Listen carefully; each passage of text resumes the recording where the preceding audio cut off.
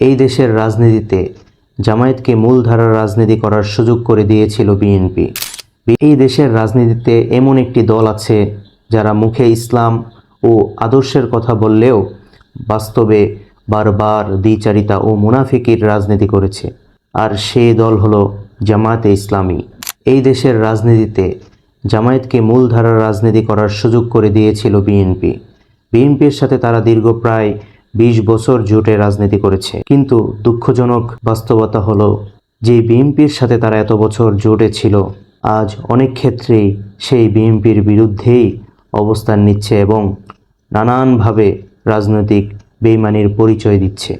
রাজনীতিতে মতভেদ থাকতে পারে, কিন্তু যারা বারবার নিজেদের স্বার্থের জন্য অবস্থান বদলায়, মিত্রদের সাথে বেইমানি করে, তাদের উপর ভরসা করা খুবই কঠিন।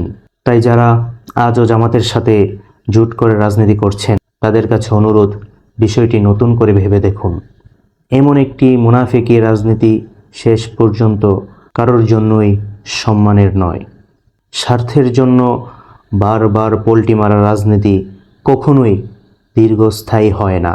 ইতিহাস সব কিছু মনে রাখে, আর সময় একদিন সব কিছুর বিচার করে। সত্য কথা বলা এবং ইতিহাস মনে রাখা, এটাই আমাদের দায়িত্ব।